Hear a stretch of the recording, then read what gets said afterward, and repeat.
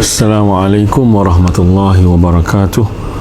Alhamdulillah nahmaduhu wa nasta'inuhu wa nastaghfiruh wa na'udzu billahi min shururi anfusina wa min sayyiati a'malina. Man yahdihillahu fala mudilla lahu wa man yudlilhu fala hadiyalah.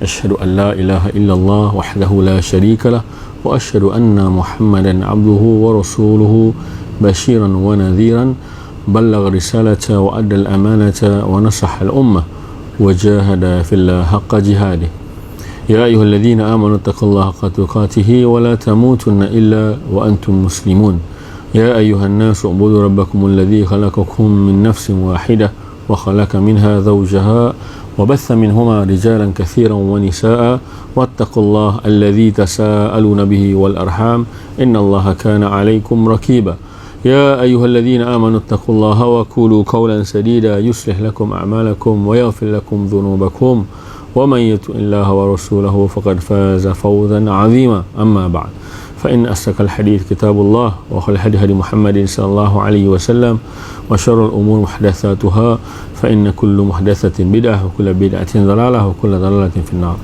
Alhamdulillah, dalam siri program resensi buku ataupun sesi resensi buku kali ini dalam usaha Dewan Bahasa dan Pustaka bersama dengan Yayasan Bushra, kami dari pihak Yayasan Bushra hari ini ingin membuat ulasan buku dalam usaha kita menjayakan hashtag Malaysia Membaca.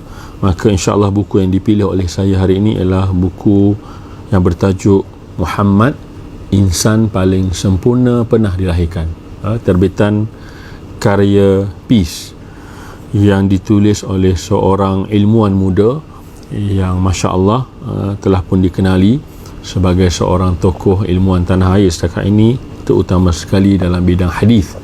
Merupakan seorang pemegang PhD ataupun doktor falsafah dalam bidang jurusan hadis. Dr. Kamilin Jamilin alhamdulillah telah menghasilkan satu buku yang Masya Allah saya kira buku yang ringkas, padat dan agak santai bahasanya, untuk mudah bagi semua golongan lapisan masyarakat untuk mengenali insan yang paling sempurna, bahkan insan yang paling kita sayangi sebagai seorang Muslim, iaitu Nabi kita Muhammad sallallahu alaihi wasallam. Saya tertarik untuk membaca ayat daripada surah yang mana menjadi satu, orang kata, mukaddimah daripada buku ini, iaitu dalam surah Al-Fath ayat 8 hingga ke 9, yang mana Allah sebut, A'udzubillahi minasyaitanirrajim, inna arsalnaka syahidan wa mubasysyiran wa nadhira litu'minu billahi wa rasulihi wa tu'adziruhu wa tuwakkiruhu wa tusabbihuhu bukratan wa asila. Dan sesungguhnya kami telah mengutusmu wahai Muhammad sebagai Rasul yang menjadi saksi yang diterima keterangannya dan sebagai pembawa berita gembira, iaitu syahidan, mubasyiran wa nadhiran litu'minu billahi wa rasulihi wa tu'adziruhu wa tuwakkiruh. Kami mengutusmu wahai Muhammad supaya kamu dan umatmu beriman kepada Allah dan Rasulnya, supaya kamu menguatkan agamanya, memuliakannya serta bertasbih memujinya pada awal pagi dan lewat petang. Jadi saya kira buku ini harus dimiliki oleh semua, kerana dalam buku ini, selain daripada buku-buku lain, kalau kita pernah membaca kitab Syama'il Muhammadiyah, daripada kitab yang menghimpunkan hadis-hadis tentang Nabi SAW oleh Imam Tirmizi rahimahullah, dan di buku ini lebih kurang kita dapat lihat daripada yang mana kita temui beberapa topik yang menarik.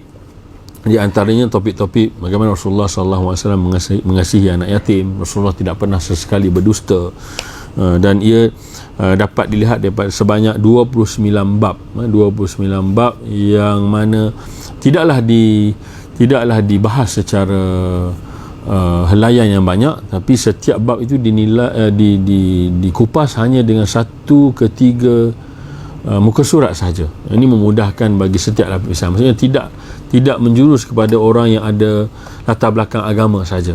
Dia sesuai untuk mana-mana mereka. Hatta kalau saya dapat lihat yang tersebar baru ni, ramai juga rakan-rakan kita di luar sana memberi hadiah kepada orang bukan Islam, yang mana dalam usaha kita menindakkan, menafikan Islamfobia ataupun banyak tuduhan-tuduhan palsu kepada Nabi kita Muhammad sallallahu alaihi wasallam, buku ini adalah lebih baik untuk kita memberi kefahaman kepada masyarakat di luar sana, ataupun terutama sekali mungkin kita boleh mulakan dengan ahli keluarga kita untuk mengenali siapakah Nabi Muhammad sallallahu alaihi wasallam.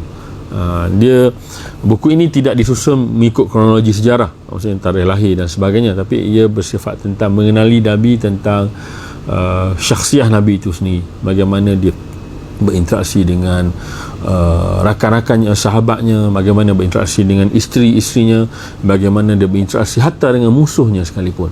Jadi buku ini saya kira dengan lebih kurang 250 muka surat adalah satu buku yang ringan untuk dibaca. Bahkan kalau tidak silap saya, ia sudah mencapai cetakan yang ketiga. Hampir 12,000 naskah telah dijual dalam masa beberapa bulan sahaja. Dan saya sendiri setelah membacanya, saya dapat lihat buku ini syarat dengan maklumat-maklumat yang lengkap daripada Quran dengan Sunnah, dan ia digarap sesuai untuk semua lapisan masyarakat, tak kira tua ke muda ke, sebab banyak benda-benda yang disampaikan daripada sini sebenarnya hasil daripada kuliah Dr. Kamilin itu sendiri, lalu ia telah disusun balik dan telah disimplify, dipermudahkan pilihan perkataan-perkataan dan diterjemahkan beberapa term ataupun terminologi bahasa Arab tu, dan disampaikan dalam bahasa yang santai dan mudah difahami. Jadi saya memberi rekomendasi lah kepada mereka yang ingin memiliki buku ini yang bertajuk Muhammad, Insan Paling Sempurna Pernah Dilahirkan, tulisan Dr. Muda Dr. Kamilin Jamilin, yang saya kira ia merupakan satu hasil penulisan yang hebat, kerana ia ditulis dengan ilmu yang beliau ada, atas yang mana kita tahu beliau seorang pelajar terbaik calon PhD USIM pada tahun 2018. Jadi saya harap mereka di luar sana mengambil peluang untuk memanfaatkan bacaan buku ini sesuai dengan Dewan Bahasa Pustaka yang sentiasa menggalakkan rakyat Malaysia untuk meneruskan minat membaca dalam hashtag Malaysia Membaca. Dan dengan hashtag ini kita sama-sama hashtag semua daripada rakan-rakan kita agar memiliki buku yang baik ini.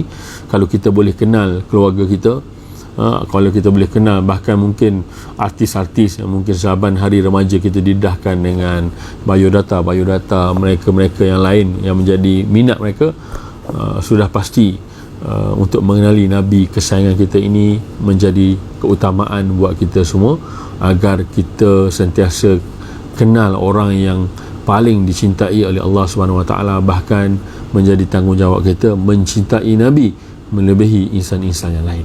Jadi saya mewakili pihak Bushra, Yayasan Bushra, mengucapkan jazakumullah khairan dan ribuan terima kasih kepada pihak Dewan Bahasa dan Pustaka atas peluang yang diberikan kepada kami untuk membuat resensi buku, ulasan buku. InsyaAllah pada lain masa dan lain waktu kita akan memilih buku-buku yang lain untuk kita kongsi bersama dengan pembaca. Mudah-mudahan dengan perkongsian ini dapat menarik minat penonton di luar sana untuk membaca dan menjadikan budaya membaca ini sebahagian daripada budaya yang tidak perlu kita tinggalkan, dan kita sentiasa istiqamah agar pembacaan yang mana melalui wahyu Iqra, Nabi juga diutuskan untuk menjadikan ilmu ini, mencari ilmu ini melalui pembacaan. InsyaAllah itu saja. Mudah-mudahan apa yang baik itu daripada Allah dan yang kurang itu daripada diri saya sendiri. Aqulu qouli hadza, astaghfirullah li wa lakum. Wassalamualaikum warahmatullahi wabarakatuh.